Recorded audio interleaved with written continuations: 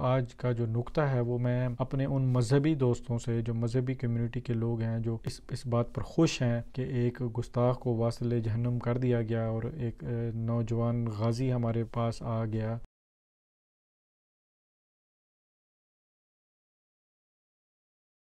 السلام علیکم ناظرین، جیسا کہ آپ سب جانتے ہیں کہ پشاور کی عدالت میں ایک جھوٹے مدعی نبوت کو ایک نوجوان نے گولیاں مار کے واصل جہنم کر دیا۔ پہلے بھی ہمارے پاس غازی ممتاز قادری صاحب کا کیس تھا، سب لوگ جانتے ہیں اس کی آؤٹ کم کیا نکلی۔ میں اس سلسلہ میں جس نقطہ پر بات کرنا چاہتا ہوں وہ یہ ہے کہ جب یہ سارے اس طرح کے واقعات ہوتے ہیں، ہمارا جو میڈیا ہے یا جو ہمارے سوشل ایکٹیوسٹ ہیں وہ اس کی وجہ پر نہیں جاتے، وہ ساری یہ بحث کرتے ہیں کہ قانون ہاتھ میں کیوں لیا، اس پر بحث کرتے ہیں، ماورائے عدالت قتل کر دیا گیا، اس کی وجوہات کو نہیں تلاش کرتے، اس پہ ڈسکشن نہیں کرتے۔ آپ دیکھیں کہ 1986 سے یہ قانون بنا ہوا ہے، 295 سے، تو 1986 سے لے کر اب تک 1500 سے زیادہ کیس رجسٹر ہوئے ہیں، ان میں سے کسی ایک کو بھی سزائے موت نہیں ہوئی، یعنی کہ کسی ایک کی سزا پر عمل درآمد بھی نہیں ہوا۔ تو صاف ظاہر ہے جو ریلیجیس کمیونٹی ہے، جو آقا علیہ الصلوۃ والسلام کی جو لوگ محبت پر، ان کی ناموس پر کسی قسم کا کمپرومائز نہیں کرتے، تو وہ عدالتوں کے ہمارے قانونی اس طرح کے رویوں کے نتیجہ میں پھر وہ قانون ہاتھ میں لے لیتے ہیں۔ اب قانون ہاتھ میں لینے کی جو سزا ہے وہ فقہا نے بڑی اچھی طرح وضاحت کی ہوئی ہے، یہ علماء کا کام ہے، وہ بتا سکتے ہیں۔ غازی ممتاز قادری صاحب کے کیس پر بھی بہت سارے علماء نے اس کی وضاحت کر دی تھی، میں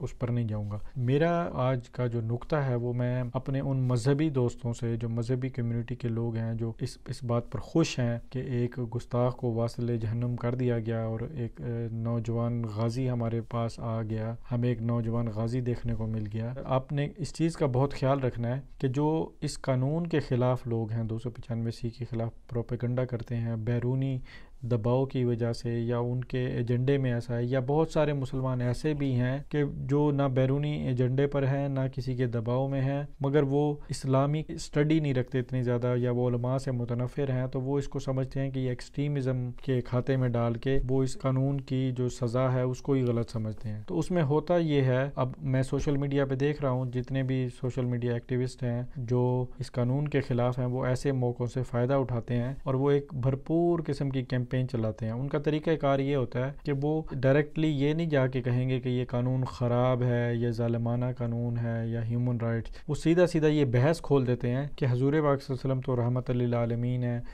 وہ احادیث دیں گے، وہ قرآن کی آیات دیں گے، تو ہمارے لوگ جو مذہبی کمیونٹی کے لوگ ہیں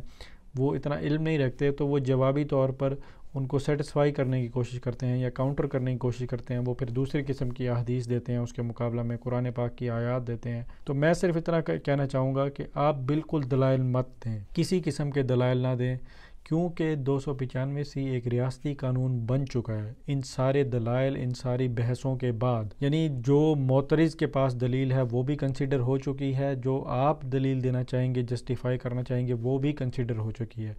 تو ان سارے بحث مباحثے کے بعد جو اینڈ پروڈکٹ ہے وہ ہمیں 295 کے حوالہ سے ایک ملک میں نافذ ہو چکی ہے۔ تو جب ہم کسی کو جسٹیفائی کرنے کی کوشش کرتے ہیں، اگر ہمارے دلائل اتنے مضبوط نہیں ہوتے تو ہم مزید کنفیوژنز پیدا کر دیں گے اس قانون کے متعلق، اور جو لوگ اس قانون کے خلاف ہیں وہ یہی چاہتے ہیں کہ اس پر مزید بحث ہو، عوام میں بحث ہو، اور عوام اس کو سمجھے کہ یہ ایک بڑا ظالمانہ یا غیر اسلامی یا غیر شرعی قانون ہے۔ لہذا آپ قانون کو بائی پاس کر کے، 295 کو بائی پاس کر کے قرآن و حدیث کے حوالے مت دیں لوگوں کو۔ اس کی وجہ یہ ہے کہ وہ پھر آپ کو جوابی دلائل دیں گے قرآن و حدیث سے، تو بحث ہم اس قانون کو مزید کنفیوز اور اس قانون کو مزید کمزور کرنے کی طرف لے جائیں گے۔ سیدھی سی بات ہے، اسلامی ریاست میں ایک قانون بن چکا ہے تو قانون پر بحث ختم، قانون پر بحث بالکل نہیں ہونی چاہیے۔ زیادہ سے زیادہ آپ بحث کر سکتے ہیں اس قانون کے انڈر کسی کیس پر، اس کے ٹرائل پر بحث ہو سکتی ہے، اس واقعہ کے مختلف آسپیکٹس دیکھے جا سکتے ہیں، مگر قانون پر بالکل بحث نہ کریں۔ اور جو کوئی قرآن و حدیث کے حوالہ سے دلائل دے، ان کو کہیں کہ یہ علماء کا کام ہے اور یہ قانون بن چکا ہے، یہ علماء کی بحثیں ہو چکی ہیں۔ 1986 میں جب یہ قانون بنا تو سینکڑوں علماء کی موجودگی میں یہ ساری بحثیں ہوئی تھیں، تمام فقہا کے نقطۂ نظر کو کنسیڈر کیا گیا تھا، جس میں استثناء کی جو لوگ باتیں کرتے ہیں وہ بھی کنسیڈر ہو چکا۔ سب کچھ، سب فلسفہ، منطق، سب شریعت کے حدیث، قرآن، سب کچھ بحث ہونے کے بعد یہ جسٹس پیر کرم شاہ الازہری رحمۃ اللہ علیہ اور مفتی شجاعت حسین قادری کی موجودگی میں یہ قانون بن چکا۔ الٹیمیٹ فیصلہ ہو چکا اور یہ نافذ ہو گیا، آئین میں بات ختم ہو گئی۔ اب آپ نے جب بھی یہ اس پر بات کرنی ہے تو ان کو کہیں سیدھا سیدھا یہ ریاستی قانون ہے، ایک جمہوری ملک کا آئینی قانون ہے، ہم اس کے ماتحت ہیں۔ آپ قانون کو بائی پاس کر کے ڈائریکٹ قرآن و حدیث کی کوئی بھی تشریح پیش کرتے ہیں تو وہ قابل قبول نہیں ہے، کیونکہ جو تشریح ریاست نے کی وہ عام عالم دین کی بھی وہ تشریح کی وہ ویلیو نہیں ہے جو ایک ریاستی عدالت کی تشریح کی ویلیو ہے۔ جیسے آپ پاکستان کے کسی بھی اور کسی آئین کا آرٹیکل کی آپ تشریح کریں گے تو جو سپریم کورٹ نے تشریح کی ہے یا جو ججز تشریح کرتے ہیں وہ عام آدمی یا عام وکیل اپنی پرسنل حیثیت میں کوئی بھی تشریح کرے گا تو وہ قابل قبول نہیں ہوگی۔ جب ریاست نے تشریح کر دی اور اس سے جو انہوں نے نتیجہ نکال کے ایک قانون بنا دیا تو اس پہ اب بحث ختم ہونی چاہیے۔ ہمیں یہ رویہ صرف اس قانون کے انڈر جو کیسز آتے ہیں اس میں دیکھنے کو ملتا ہے، ورنہ کرپشن کے کیسز ہوں اور دوسرے ناحق قتل کے کیسز ہوں، آنر کلنگز ہوں، دوسرے کوئی بھی قانون پہ کوشچن نہیں کرتا، صرف تحفظ نام و رسالت کے قانون پہ کوشچن کیا جاتا ہے۔ حالانکہ کرپشن پہ کوئی نہیں کہتا کہ یہ قانون کیوں بنا، کیسے بنا، یہ قانون ان ہیومن ہے، بلکہ کہتے ہیں کہ اس قانون کو مزید سخت کیا جائے۔ تو قانون پہ بحث نہیں ہو سکتی جب ریاست نے قانون بنا دیا۔ اب جو علماء کی جتنی بھی بحثیں آپ جتنے بھی دلائل دیں گے، فقہا کے دیں گے، تاریخ میں دیں گے، وہ سارے کنسیڈر ہو کے یعنی عام آدمی کے لیے اینڈ پروڈکٹ تو 295 قانون ہے وہ تیار ہو چکا ہے، بس بات ختم ہو گئی۔ اب اصل میں جو کتابیں لکھنے اور بحث مباحثے کا جو اصل مقصود ہوتا ہے وہ تو شریعت پر عمل کرنا ہوتا ہے۔ تو شریعت پر عمل جب ریاست کرتی ہے تو وہ یہ سارے بیک گراؤنڈ کو دیکھ کے قانون جب بنا دیتی ہے تو بحثیں ختم ہو جاتی ہیں۔ اب علماء کی کتابیں، علماء کے فلسفے، علماء کی بحثیں اب وہ نیچے رہ گئیں، سیکنڈ ہو گئیں۔ فرسٹ ریاست کا قانون ہے اور وہ آئینی اور جمہوری اعتبار سے بنا ہے اور وہ ایک جمہوری ملک کا جمہوری قانون ہے، تو اس کو بائی پاس نہ کریں۔ وہ سب قرآن و حدیث کے ماتحت بنا ہے، اس میں جو سزا ہے وہ بالکل قرآن و حدیث کے عین مطابق ہے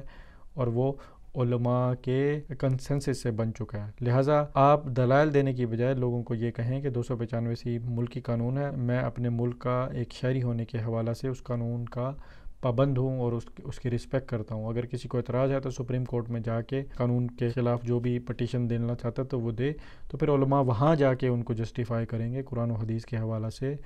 عام سوشل میڈیا پہ قطعاً یہ کمپین مت چلائیں، قطعاً اس کیمپین کا حصہ نہ بنیں کہ عوام کے اندر بحث لے آئیں کہ فلاں حدیث میں یہ لکھا ہے، فلاں قرآن کی آیت میں۔ وہ